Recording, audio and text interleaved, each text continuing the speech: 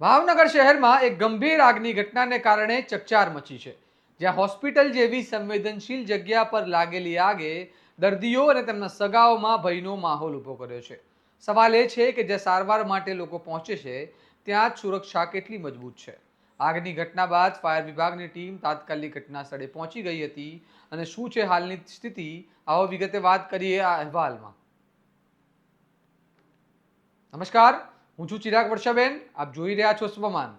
ભાવનગર શહેરના લીલા સર્કલ પાસે આવેલી સદવિચાર હોસ્પિટલમાં પાર્કિંગ વિસ્તારમાં અચાનક આગ ભભૂકી ઉઠી હતી. પ્રાથમિક માહિતી મુજબ મેડિકલ વેસ્ટના કચરામાંથી આગ લાગી હોવાનું સામે આવી રહ્યું છે, પરંતુ આ કચરો યોગ્ય રીતે સંભાળવામાં આવ્યો હતો કે નહીં તે મુદ્દે હવે સવાલો ઊભા થયા છે. નિષ્ણાંતોના મતે બાયોમેડિકલ વેસ્ટનું યોગ્ય સંચાલન ખૂબ જ મહત્વપૂર્ણ છે.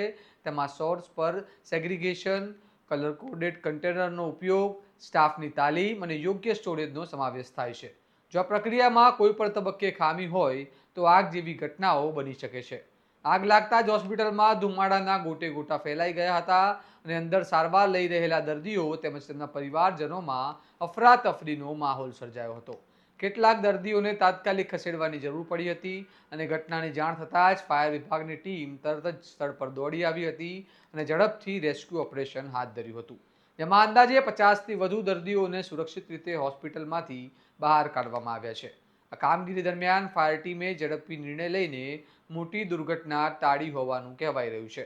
હાલ તમામ દર્દીઓ સુરક્ષિત હોવાનું જાણવા મળી રહ્યું છે અને ફાયર વિભાગ દ્વારા આગ પર કાબૂ મેળવવાની કામગીરી સતત ચાલી રહી છે. સાથે સાથે હોસ્પિટલ પરિસરમાં સલામતીના પગલાં પણ લેવામાં આવી રહ્યા છે. આ ઘટના માત્ર આગનો બનાવ નથી, પરંતુ હોસ્પિટલોમાં ફાયર સેફટી અને મેડિકલ વેસ્ટ મેનેજમેન્ટ જેવી મહત્વની બાબતો પર મોટો સવાલ ઊભો કરે છે.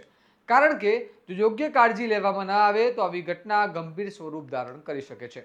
નોંધનીય છે કે હોસ્પિટલમાં ફાયર સેફટીના નિયમોનું પાલન અને બાયોમેડિકલ વેસ્ટનું સમયસર નિકાલ એ બંને અત્યંત જરૂરી છે.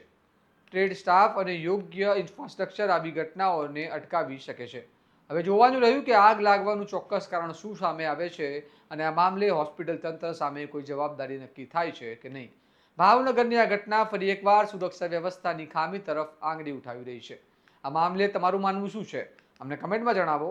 અને આ પ્રકારના વિશ્લેષણાત્મક સમાચાર માટે સ્વમાનને લાઇક, શેર અને સબસ્ક્રાઇબ કરવાનું ભૂલતા નહીં. નમસ્કાર.